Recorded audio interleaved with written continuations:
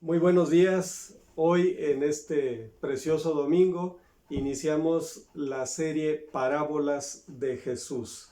En esta ocasión en Mateo capítulo 13 versículos 24 al 30 estaremos estudiando la parábola del trigo y la cizaña, la toxicidad en la viña de Dios. Voy a darle lectura a este pasaje. Si usted tiene su Biblia, lo puede ir checando en cuanto le llegue esta información a sus medios de comunicación.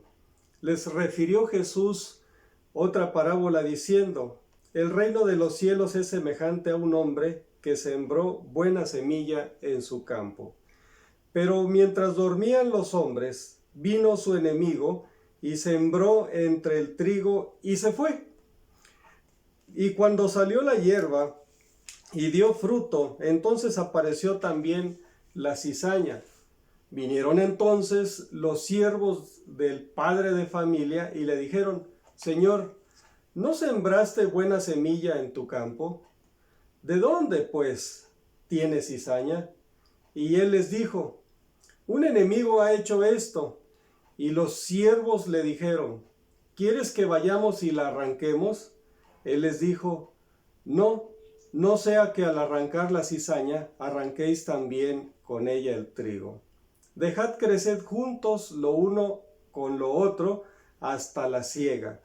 Y al tiempo de la siega yo diré a los segadores: recoged primero la cizaña y atadla en manojos para quemarla, pero recoged el trigo en mi granero.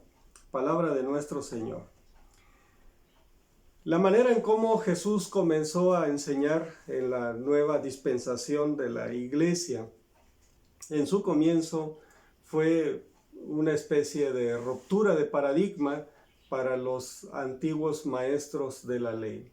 Jesús comenzó a utilizar las parábolas como un método de enseñanza, como una didáctica para dar a conocer cosas ocultas que mucha gente no entendía. El literalismo en el pueblo judío, en su manera de enseñar y aprender, era muy común.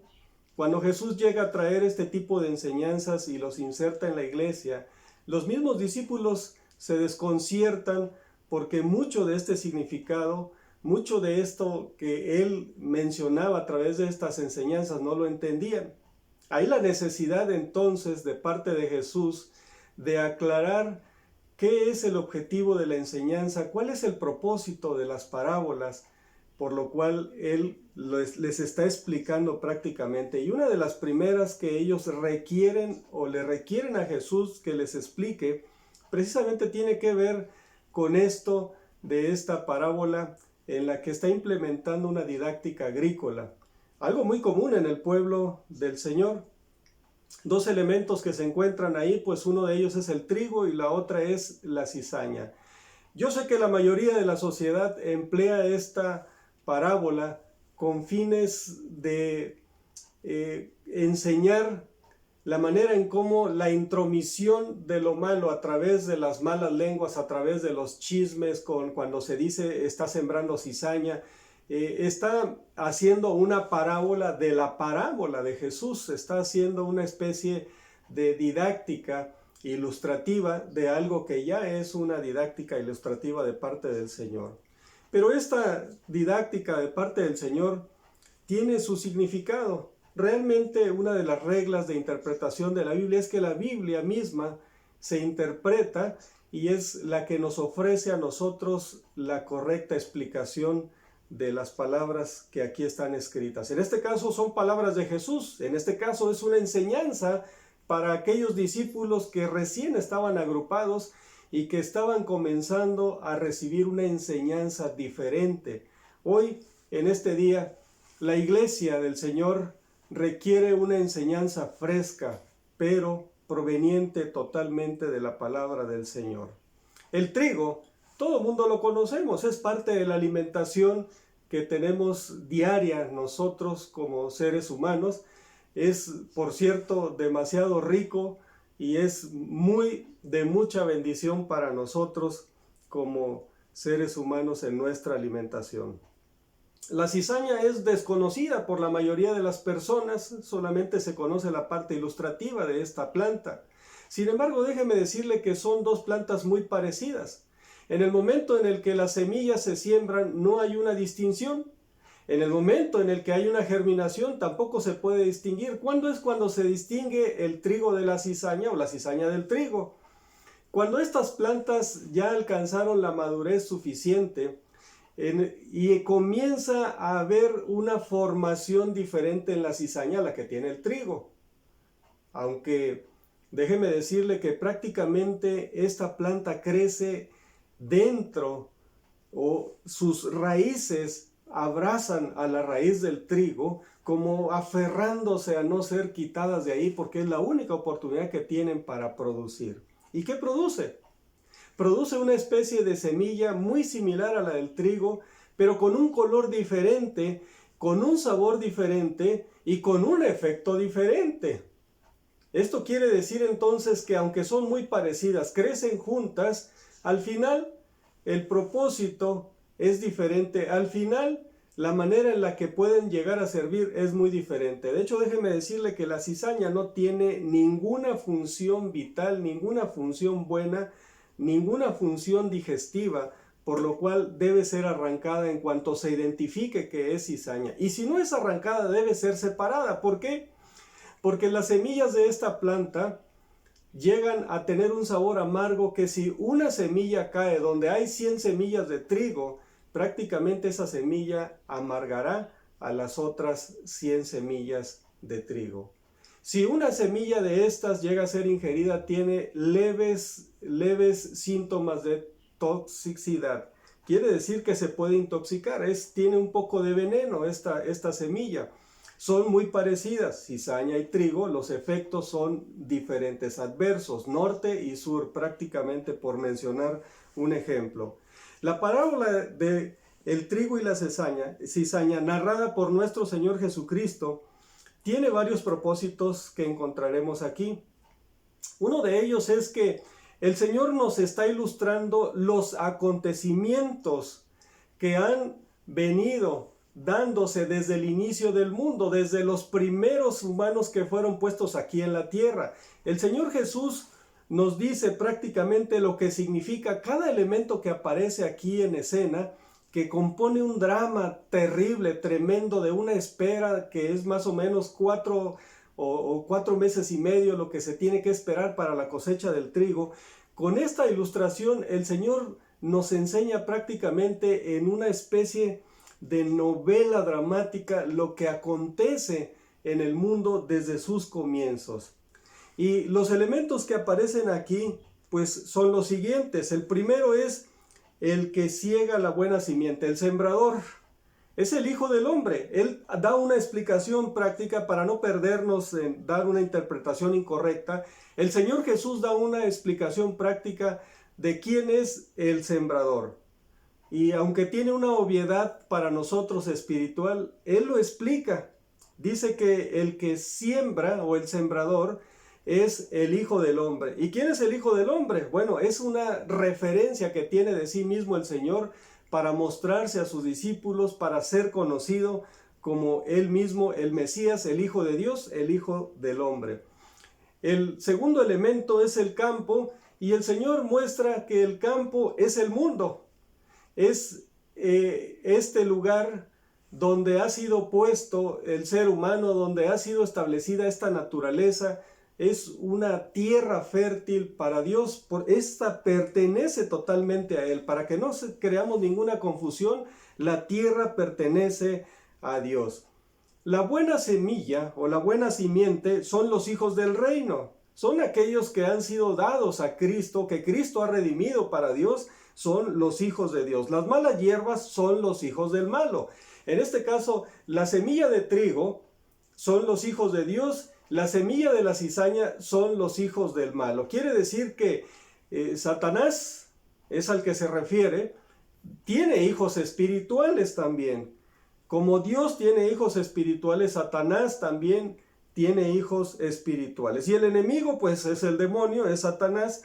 La cosecha es el final del siglo, y los segadores son los ángeles. En esta especie de escenario que el Señor Jesús monta, aparecen prácticamente desde el comienzo de los tiempos hasta los tiempos escatológicos, donde aparecen elementos y factores muy importantes para ilustrar lo que significa la parábola del trigo y la cizaña. Se centra en dos elementos muy esenciales, que son los hijos del reino y los hijos de Satanás. Sin embargo, el día de hoy yo quiero hablarle del sembrador.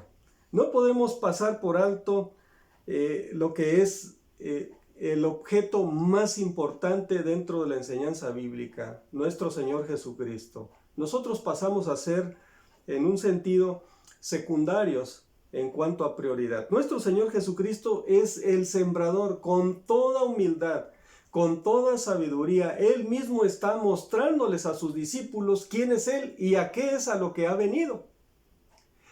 Él no solamente está dando una enseñanza para que la guarden en su mente y la puedan poner en práctica en la escuela dominical, sino que es un arraigamiento para el buen comportamiento, para mostrar que se es la verdadera semilla, la simiente del Señor.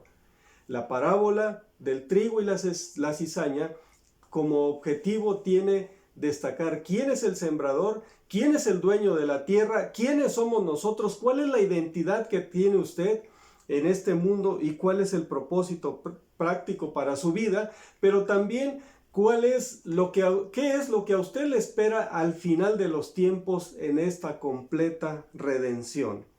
Amados hermanos, una de las enseñanzas prácticas que encontramos aquí, aparte de la instrucción al buen comportamiento, es la identidad que Dios le ha dado en Cristo Jesús.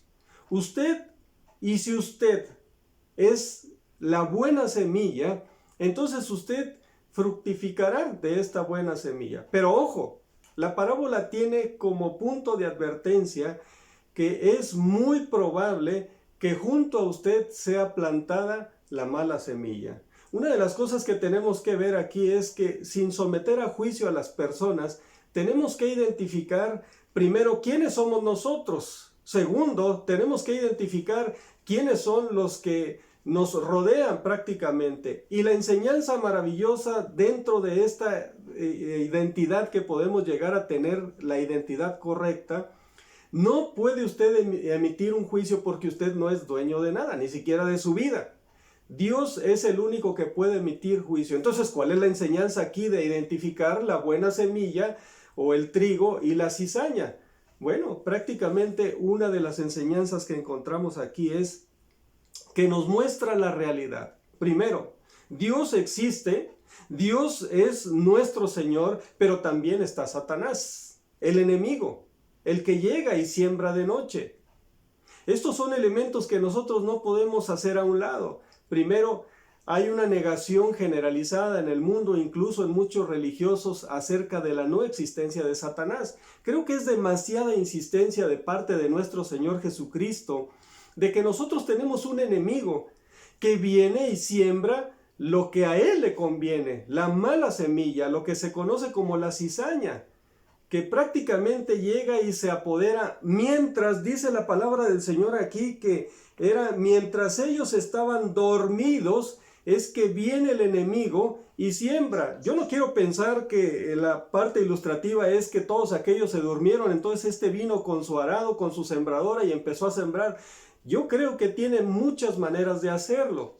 Una de ellas puede ser que tenga o que haya utilizado esas facultades, pero sin embargo déjeme decirle que es probable que haya mezclado las semillas y que cuando los sembradores comenzaron a echarlas en el zurrón para ir vertiéndolas en los surcos, no se distingue. Finalmente, es una manera muy sutil en la que el enemigo llega y se apodera de ciertos lugares, no solamente geográficos, sino espirituales, y ahí es donde planta a aquellos que son sus hijos.